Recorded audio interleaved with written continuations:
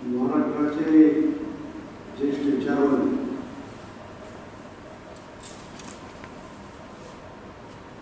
महाराष्ट्रातील जनतेचे दैवानी सैनिकांचे आशास्थान आधारस्थान शेतकऱ्यांचे कष्टकरी जनतेचे नेते आदरणीय विजय पाटील साहेब यांचं 17 तारखेला दुःखद निधन झालं. इंडी पाटील यांच्या जीवनाचा परिक्रम बघितला तर त्यांचं जीवन हे संघर्षमय होतं आणि संघर्षासाठीच कष्टकरी जनतेसाठीच त्यांचा जन्म झाला होता का असा आपल्याला प्रश्न होतो. महाराष्ट्राच्या इतिहासामध्ये जे जे लढे झाले त्यामध्ये इंडी पाटील साहेबांची भूमिका ही सातत्यानं अग्राधिकानं कष्टकरी जनतेच्या बाजूचीच राहिली. त्याने अनेक लढे शेतकऱ्यांच्या संबंधित प्रश्नावर उभे केले. वीज दराचा प्रश्न असेल, सीमावादाचा प्रश्न असेल, अनेक लढे उभा करत असताना आपल्या समोर कोण आहे, आपण कोणाशी लढतोय त्यामध्ये त्यांनी कधीच पाहिलं नाही. ते आपल्या तत्वाशी नेहमीच बांधील असायचे आणि तत्वाशी कधीच त्यांनी तडजोड केली. आम्ही लहान असताना इंडी पाटील साहेबांची बरीच भाषणे कुंडलमध्ये ऐकली, या पंचक्रोशीमध्ये ऐकली, रामनगरच्या राजकीय भाषणं असतील, सार्वजनिक भाषणं असतील. पण त्या भाषणाचा एकच आशय असायचा की सामान्यातल्या सामान्य जनतेला या शासनाचा फायदा झाला पाहिजे, सामान्य माणसाचं जीवनमान सुधारलं पाहिजे आणि सामान्य माणसाच्या जीवनामध्ये शिक्षणातून परिवर्तन झालं पाहिजे. यासाठी त्यांनी अखंडपणे अनेक वेळा लढाई करण्याचा प्रयत्न केला. राजकीय संघर्ष हा त्यांच्या बरोबर कायमच चालत आला, परंतु राजकीय संघर्षाला कधी ते दडपले नाही, विचाराशी कधी तडजोड केली नाही. आपण कोण आहोत कोण नाही हे ते पाहिले नाही आणि त्यांच्या संघर्षामध्ये त्यांच्याबरोबर किती लोक आहेत आणि कधी त्याची तिने हे केले नाही. 10 लोक जरी असले तरी ते संघर्षासाठी तयार आहेत. ते संघर्ष करताना संख्या कधी बघत नव्हते, तर ते संघर्ष करताना विचाराचा संघर्ष करत होते, सामान्य माणसाच्या हिताचा संघर्ष करत होते. काम करत असताना तळातील लोकांच्या पर्यंत जाणं, तळातील लोकांच्या पर्यंत आपला विचार पोहोचवणे आणि त्याच्या माध्यमातून चळवळ उभी करून त्या चळवळीला यश प्राप्त करून देण्याचं काम त्यांनी सातत्याने केले. ते राज्याचे सरकार खात्याचे मंत्री झाले. मंत्री झाल्यानंतर त्यांनी शेतकऱ्यांना न्याय मिळवून देण्यासाठी कापूस खरेदी योजना महाराष्ट्रामध्ये पहिल्यांदा लागू, आजही ती चालू आहे. त्याचबरोबर इरिगेशन फेडरेशनचा जो प्रश्न होता, जो शेतकऱ्याच्या जीवनामध्ये एक घटक होता की वीज बिल परवडत नसल्यामुळे ज्या इरिगेशन संस्था आहेत त्या चालवणं शक्य झालं होतं, म्हणून त्यांनी त्यामध्ये प्रामुख्याने भाग घेऊन बऱ्याच वेळा संघर्ष करून बऱ्याच वेळा मोर्चे काढून शासनाला त्यामध्ये माघार घेण्याची नामाची शासनावर आली. म्हणजे शेतकऱ्याच्या हिताचे प्रश्न असतील, शैक्षणिक प्रश्न तर त्यांनी रयतच्या माध्यमातून शासनाच्या माध्यमातून मार्गी लावलेले आहेत. हे काम करत असताना सामान्य माणसाचं काम झालं पाहिजे अशा पद्धतीचा विचार इंडी साहेबांचा होता. मग ते काम मोठं आहे का बारीक आहे कधी त्यांनी विचार केला नाही. आणि ज्यावेळी ते एखाद्या प्रश्नाच्या अनुषंगाने एखाद्या जिल्हाधिकारी असेल, प्रांत असेल, एसपी असेल किंवा शासनाचे सचिव असतील त्यांना ज्यावेळी भेटत असेल त्यावेळी सचिवाला जे उत्तर देता येत नाही, जे दाजीने जे प्रश्न विचारले होते त्याची सुद्धा शासनाच्या सचिवांना उत्तरे देता येत होती. म्हणजे एवढ्या खोलपणे तळामध्ये जाऊन त्यांनी प्रश्नाचा अभ्यास केलेला असायचा. आकडेवारी जर त्यांची तोंडपाठ असायची, कोणताही विषय असेल त्या विषयातील आकडेवारी ही त्याची तोंड पासायला असेल. त्या अधिकाऱ्याला सुद्धा त्यांच्या बुद्धिमत्तेचा ठिकाणा लागत होता. म्हणजे अशा पद्धतीचं काम एनडी साहेबांच्या हातून नेहमीच होत गेलं. त्यांच्या जाण्यानं ठिकाणी जनतेचा नेता हरवला, त्याचबरोबर महाराष्ट्राची अपरिमित हानी झाली. या त्यांच्या जाण्यानं त्यांच्या दुःखामध्ये आम्ही सर्वजण सहभाग पलूस तालुक्यात जनतेच्या वतीनं त्यांना भावपूर्ण श्रद्धांजली अर्पण. त्याला दिवस होणार नाही असं त्यांचं ते वागणं आणि चरित्र होतं. जो माणूस चरित्र सांभाळून आणि स्वतःची नैतिकता सांभाळून काम करतो त्याला कधीही काही कमी पडत नाही. ते स्वतःच असं काम करत होते. त्यांच्या मंत्रिमंडळाच्या कालावधीत काही घटना अशा होत्या की मंत्री आपल्या असावा असं कधी माणसाला वाटतं, तर त्याने ते केलेल्या कृतीनुसार इंदिरा बोरवण काँग्रेस कमिटीच्या पुढे गेस्ट हाऊस आहे तर राहायला आले.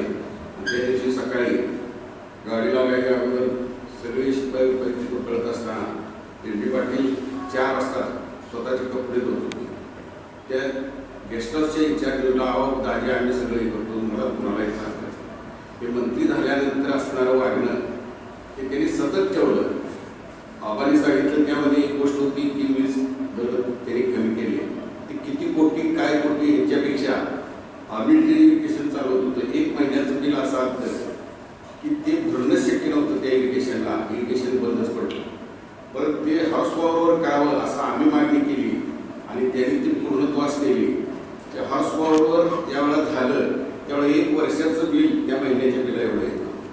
म्हणजे इतकी मोठी क्रांती आणि ती सरकारला करायला लावण्याचं काम त्यांनी या ठिकाणी करून दाखवलेलं आहे. त्यांच्या प्रत्यक्ष कृतीमध्ये त्यांनी हे केलेलं आहे. आमचं इरिगेशन बंद पडलं, किती किरकोळ बाब होती तरी ते तुम्हाला प्रशासन दूध संघ तासगावचा बंद पडला तिथं श्रीकांताला त्यांनी दूध सांगावं प्रशासन मिळतो. साधारणपणे लहान लहान गोष्टीमध्ये किती लक्ष होतं बघा. जे आज मी या ठिकाणी स्टेजवर उभा राहिलोय किंवा मोठा झालोय त्याचं एक उदाहरणच सांगतो. मला काय करायचं असं राजाराम बाबून प्रश्न विचारला. मी म्हणलं मला काय करायचं, तुझी नोकरी देतो दारूची लायसन देतो नाही, मी काय करणार नाही म्हटलं. तर मला म्हणलं तू करणार काय, तर म्हणलं ट्रक घेणार. मी चुकून बोललो होतो पण मला ते करावं लागलं नव्हतं, कारण मी पुन्हा लायसन काढलं, बँक केली आणि ट्रकचं प्रकरण केलं. प्रकरण झालं आणि मला ट्रकच मिळालं. अशोक लेल्यान म्हणले की 4 महिने ट्रक मिळत नाही. दाजी म्हणजे काय झालं तुमच्या आज कसं आहे त्याने शिवराष्ट्रीच्या पण मिळत नव्हतं. त्यावेळेला दाजीमध्ये काय झालंय तर असं झालं त्याने हाताने पत्र लिहून दिलं आणि दास गुप्ता म्हणून मुंबईत एक अधिकारी होता त्याला म्हणले पत्र लिहून दिलं. आजही ते पत्र माझ्याजवळ आहे. मी त्याला दाखवलं. त्यांनी मला 4 दिवसात चेस दिली. ती चेस जर मिळाली नसती तर कदाचित त्या कर्जाचं व्याजच मला भरता आलं नसतं. आणि तो ट्रक घेतला. त्या ट्रकवर माझी इतकी प्रगती झाली की आज जो मी तुम्हाला दिसतोय मी बँक काढली, साखर कारखाना काढतो किंवा विविध संस्था उभा केले. दाजी जर नसते तर ह्या गोष्टी शक्य नव्हत्या. आणि त्यांनी उभा केलेला एक माणूस आज किती म्हणजे काय करू शकतो समाजासाठी त्याचं मीच एक उदाहरण आहे. त्यांनी केलेल्या हजारो गोष्टी आहेत.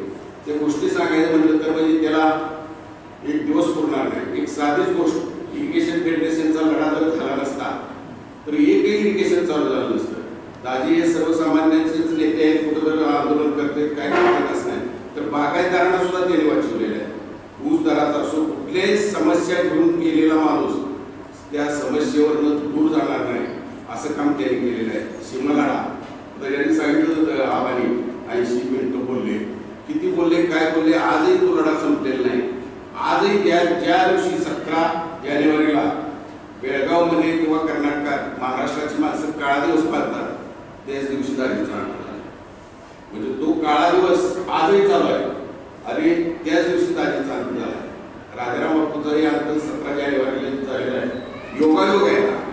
आणि अशा या माणसाने रयत शिक्षण संस्थेत 50 वर्ष रयत शिक्षण संस्थेत काम केलं. 17 वर्षे ते चेअरमन होते, 35 वर्षे ते मॅनेजिंग कौन्सिलचे सदस्य होते. या 17 वर्षाच्या कालावधीत स्वतःहून राजीनामा देणारा एकमेव चेअरमन आहे. पोलीस चेअरमन राजीनामा देत नाही, गेल्यानंतर संपते.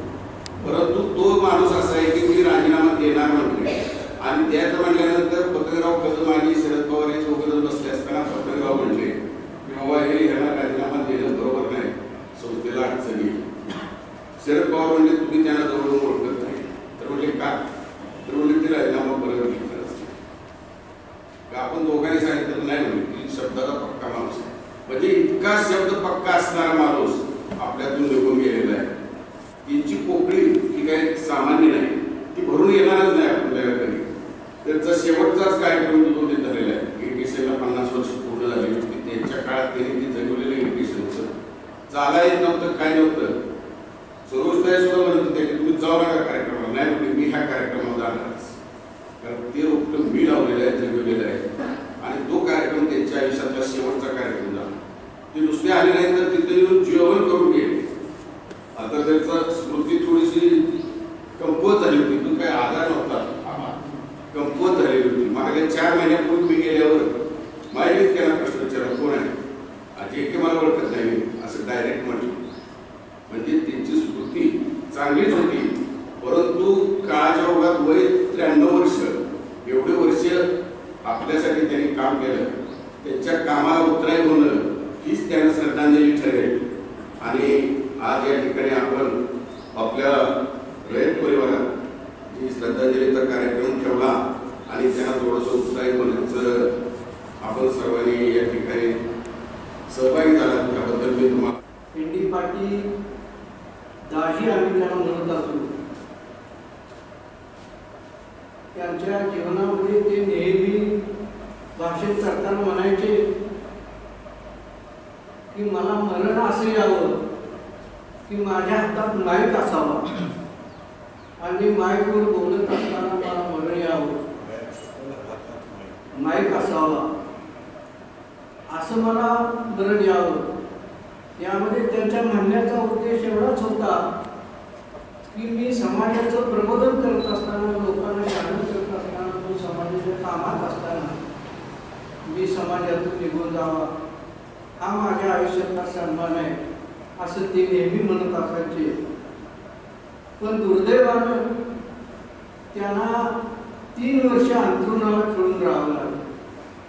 स्मृतिभ्रंशासारखा रोग त्याला जडला आणि त्यामुळे त्यांचं दुःख निधन झालं. त्यांची उंची काय आहे आपल्यासाठी त्याला मोजपट्टी घेण्याएवढे आम्ही उंच नाही. अशी ही महान व्यक्ती आहे. एनडी पाटील ही एक व्यक्ती नसून तो राष्ट्राच्या उत्थापनाचा एक महान विचार आहे.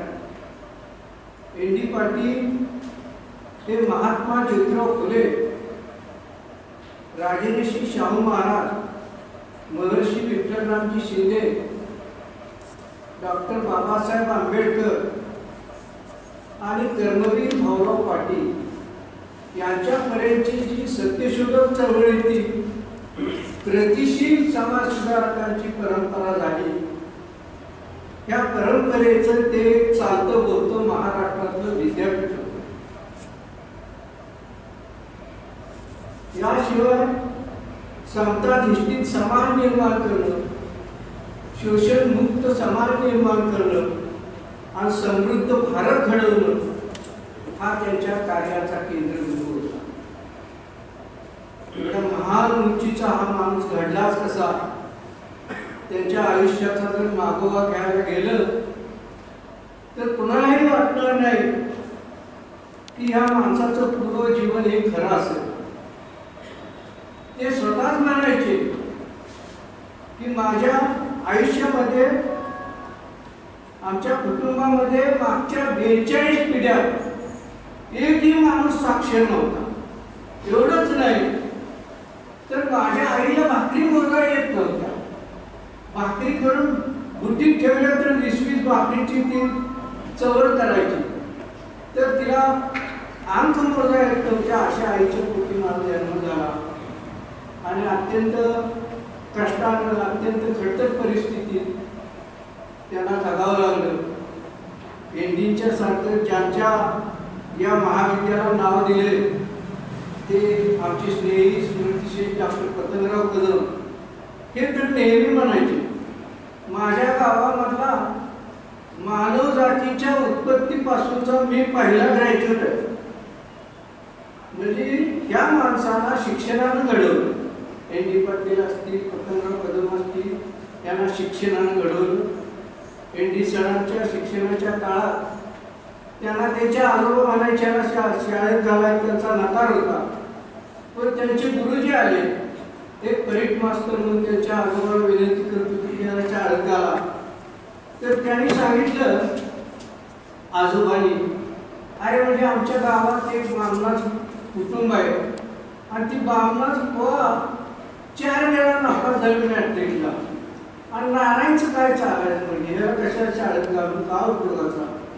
पण त्या शिक्षकाने विनंती केली, विनंत्या केल्या, शेवटी ते शाळेत गेले आणि त्यानंतर त्यांचं शिक्षणाचं अत्यंत खडतर परिस्थिती, रोज 16 किलोमीटर चालत यायचं जायचं आणि ती आष्ट्याला शाळा होती, तिथून ते त्यांचं शिक्षण झालं. शिक्षण झाल्यानंतर महाविद्यालयाचं शिक्षण विलिंगडला झालं, राजाराम कॉलेजला झालं आणि रयत शिक्षण संस्थेमध्ये पहिल्यांदा ट्रेनिंग कॉलेजला लागले.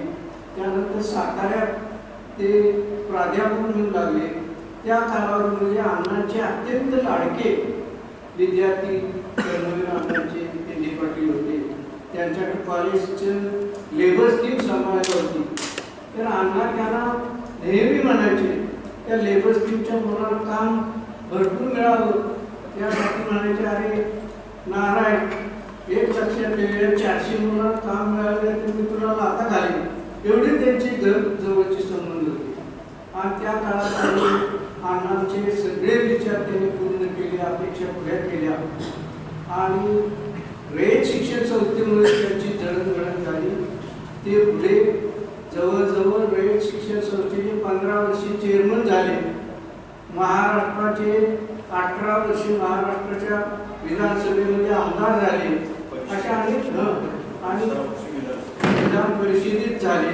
तर अशा तऱ्हेने त्यांनी त्याचं उंची सिद्ध केली आणि रयत शिक्षण संस्थेमध्ये असताना सुद्धा संस्थेच्या कामामध्ये ते जेव्हा चेअरमन झाले त्या काळात जवळजवळ 1,26,000 विद्यार्थी अधिक वाढले. एवढंच नव्हे तर 9 प्राथमिक शाळा त्यांच्या कारकिर्दीमध्ये झाल्या, 8 आश्रमशाळा झाल्या, 86 जवळजवळ माध्यमिक विद्यालय झाली, 6 कॉलेज झाली, 17 इतर शाखा झाल्या, त्यामध्ये 4 साखर शाळा झाल्या. रयत शिक्षण संस्थेमध्ये सुद्धा त्यांनी त्यांच्या कामाचा चांगला ठसा उमटवला आणि या सर्व काम करत असताना 68 साली ज्यावेळी अतिशय महत्त्वाचं काम त्यांचं झालं, 68 साली ज्यावेळी श्वेतपत्रिका आली, मधुकरराव चौधरी श्वेतपत्रिका म्हणून शिक्षणामध्ये आणली. ती श्वेतपत्रिका अशी होती की कर्मवीर अण्णांनी ज्ञानाची गंगा गोरगरिबाच्या झोपडीपर्यंत नेली. ती ज्ञानाची गंगा पूर्णपणे बंद पडेल आणि ती फक्त श्रीमंताच्या महालातच जाऊन फडकून राहील याची व्यवस्था त्या श्वेतपत्रिकेने केली होती. आणि ती श्वेतपत्रिका त्यावेळी आली. त्या श्वेतपत्रिकेच्या माध्यमातून आपल्या सर्व बहुजनांचं शिक्षण मधुकरराव चौधरींच्या त्या शिक्षण त्यांनी हिरावून घेतलं. त्यामध्ये प्रगत मुलांच्यासाठी काही शाळा आणि अप्रगतासाठी काही शाळा. याहीपेक्षा सर्वात महत्त्वाची गोष्ट की 8,000 मुलांची 8,000 लोकसंख्या असणाऱ्या ठिकाणी फक्त एक प्राथमिक शाळा अशी त्या श्वेतपत्रिकेत तरतूद आणि 50,000 मुलांची 50,000 लोकसंख्या असेल तिथं माध्यमिक शाळा आणि 2 लाख लोकसंख्या असेल तिथं कॉलेज. अशा तऱ्हेची व्यवस्था त्याच्या श्वेतपत्रिकेत आणि त्यामध्ये त्या श्वेतपत्रिकेचं वर्णन करताना म्हणायचे आणि ही श्वेतपत्रिका म्हणजे अशी आहे की पुरुषाला नसबंदी, स्त्रीला दूध आणि शाळेला पडू. म्हणजे शिक्षण संबंध बहुजन समाजाला त्याला नष्ट करण्याचे नियोजन त्या श्वेतपत्रिकेत होते आणि त्या श्वेतपत्रिकेविरुद्ध त्यांनी महाराष्ट्रावर आवाज उठवला जर ती श्वेतपत्रिका मागं घेतली गेली नसती तर कर्मवीर अण्णांनी महाराष्ट्रामध्ये ही जी रयत शिक्षण संस्था स्थापन करून बहुजनांना शिक्षणाची संधी दिलेली होती, हे सारं स्वप्न धुळीला मिळालं असतं अण्णांचं. पण त्यावेळी दाजींनी जीवाचं रान केलं. महाराष्ट्रात 400 सभा तिने घेतल्या आणि त्याच कालावधीमध्ये बाळासाहेब देसाई मंत्री होते आणि त्यांनी सांगितले की नारायणराव आमच्या आमदारांना तुम्ही ही श्वेतपत्रिका काय आहे समजावून सांगा. तर विधानसभेच्या विधान परिषदेच्या सगळ्या आमदारांना मुंबईमध्ये त्यावेळी ते विधान परिषदेचे विधानसभेचे सदस्य नव्हते. त्या ठिकाणी त्यांनी त्या आमदारांना सगळ्या जवळजवळ 4 तास भाषण केलं आणि श्वेतपत्रिका समजावून सांगितली. आणि त्यानंतर ही श्वेतपत्रिका महाराष्ट्रातून मागं घेण्यात आली. हा त्यांच्या जीवनातला अतिशय मोठा विजय. शैक्षणिकदृष्ट्या त्यांच्या कामाचा जेवढा आढावा घेणं शक्य होतं तेवढं खरं तर मी 4 वेळ बोललो. अजूनही बोलण्यासारखं त्यांच्याबद्दल खूप आहे. त्यांच्या आयुष्यामध्ये अनेक लढे झाले. ते लढे एवढे जबरदस्त झाले की त्याला तोड नाही. की तुम्ही आम्ही सारी शेतकऱ्यांची मुलं आहोत. ही कॉलेज श्रमिकांच्या मुलांचं आहे. हे श्रीमंतांच्या मुलांचं कॉलेज नाही. आपण शेतात राहणाऱ्या शेतकऱ्यांची मजुरांची मुलं आहोत. या शेतकऱ्यांच्या मजुरांच्या उन्नतीसाठी त्यांनी जे केलं त्यामध्ये अनेक लढे त्यांचे इतिहासात नोंद करून ठेवावे असे. त्यामध्ये शेतकऱ्यांच्या वीज दर वाढीचा लढा हा एवढा भयानक त्यांनी तापवला की 1995 पासून युती सरकारच्या मंत्र्यापासून ते आज अखेरपर्यंत त्या लढ्यात ते लढत राहिले. आणि प्राचार्य बी ए पाटील यांचे बंधू वारले 13 साली आणि ते नागराळा आले. नागराळा आल्यानंतर बसल्यावर काहीतरी त्यांचा एक स्वभाव होता की त्यांना कोणतं बोलतं करावं लागतं. बोलतं केलं तर ते मग सगळं कुठल्याही गोष्टी सांगत असत. मग मी म्हटलं दाजी तुम्ही काल मुख्यमंत्र्यांना भेटायला गेला होता. ₹1.44 पैसे विजेच्या दरावरून ₹1.10 विजेचा दर मुख्यमंत्र्यांनी मान्य केला. त्यामुळं शेतकऱ्यांचा किती फायदा होतो त्या शेती वीज पंप धारकांचा. तर त्याने आकडेवारी सांगताना सांगितली की ते म्हणले की मी 1995 पासून हा लढा सुरू केला आणि 1913 पर्यंत जवळजवळ या लढ्यामधनं आतापर्यंत अशी परिस्थिती झाली की 18,000 कोटी रुपये शेतकऱ्यांना सवलत मिळाली. 18,000 कोटीची सवलत त्यांनी शेतकऱ्यांना मिळवून दिली. अशा तऱ्हेचा नेता महाराष्ट्रात दुसरा कोणीही नाही.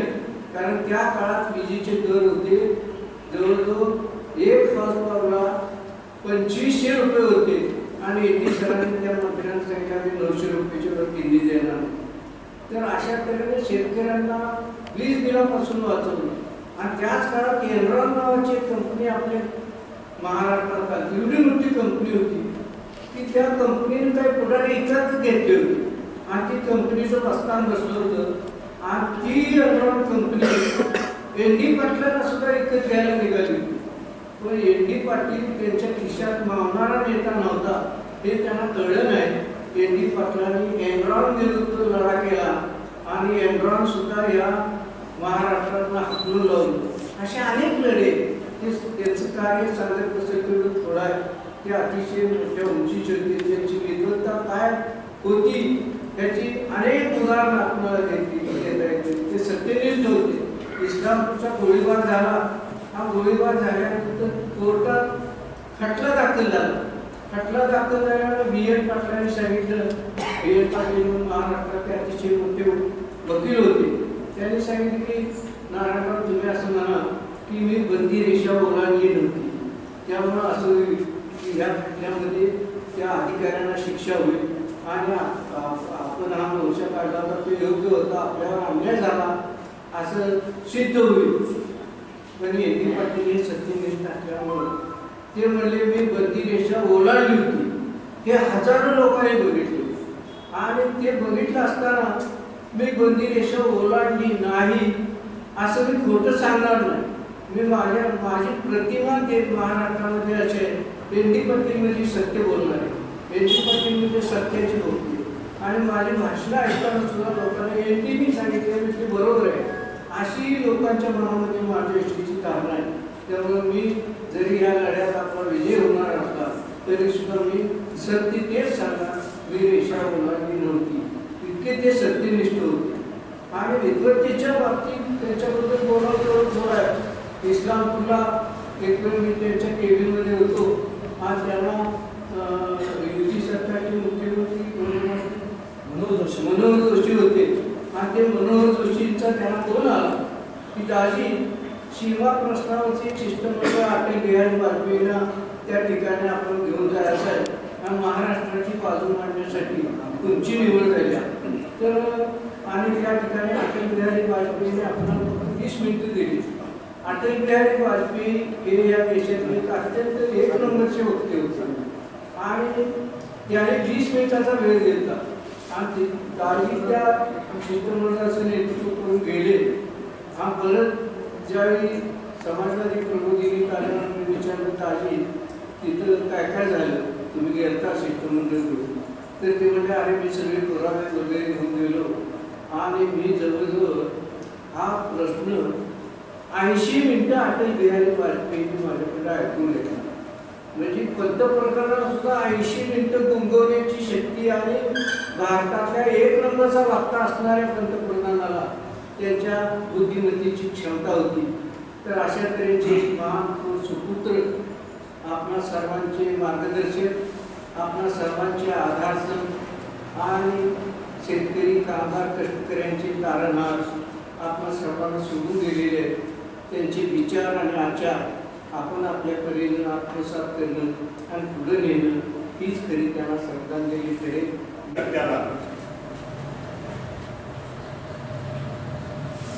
गिरडी पाटलांची वैचारिक, सामाजिक, राजकीय, आर्थिक उंची विशद करण्याची सांगण्याची गरज आहे असं मला वाटत नाही. जयेश किशोरतीच्या 15 वर्षाच्या चेतन पदाच्या कालावधीमध्ये रेखेला उंची भरारीवरती नेण्याचा जो प्रामाणिकपणे प्रयत्न झाला स्थापनेनंतरचा, तो माझा व्यक्तिगत कदमचा दावा गिरडी पाटलांच्या कालावधीत झाला असं माझं राजकीय मत. धोरणात्मक निर्णय घेत असताना सामान्य कुटुंबातल्या सामान्याच्या सामान्य शेतमजुराच्या मुलाला दर्जेदार शिक्षण मिळालं पाहिजे, वंचितांना न्याय मिळाला पाहिजे, बळीराजाची लढाई यशस्वी झाली पाहिजे, यासाठी एक ना अनेक लढे त्यांनी दिले. अगदी शेष पासून अगदी 1972च्या दुष्काळापर्यंत आपण जर अशी नजर टाकली तर माझा दावा असा आहे, महाराष्ट्राच्या राजकीय आणि सामाजिक चळवळीमध्ये एनडी पाटलाचे एवढे योगदान कुणाचं असू शकत नाही असं माझं मत आहे.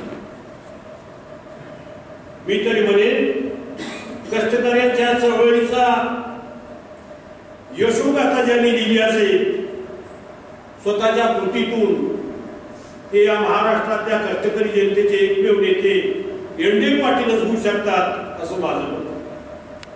आणि म्हणून मी थोडासा भावना होता, कारण का माझं कॉलेजच्या शिक्षणापासून माझ्या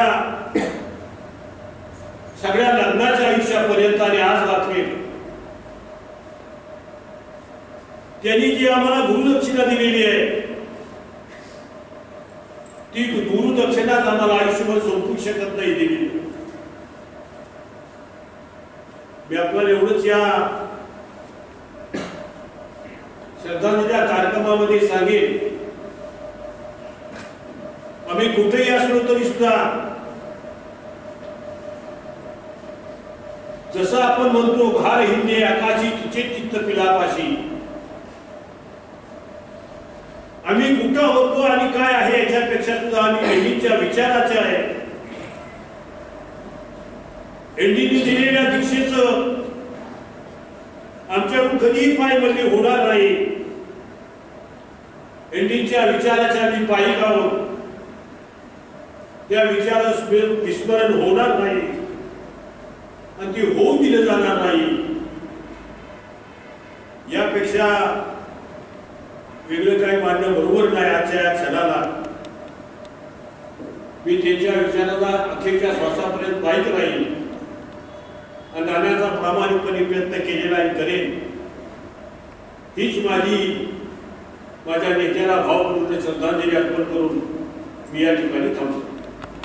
एन डी पाटील सर एक शिक्षक, एक मार्गदर्शक, एक विचार म्हणून एन डी पाटील सर सतत इथून पुढेही आपल्यासोबत राहतील. यानंतर अतुलनीय धाडस हयातभर एन डी पाटील सरांनी केलेलं होतं.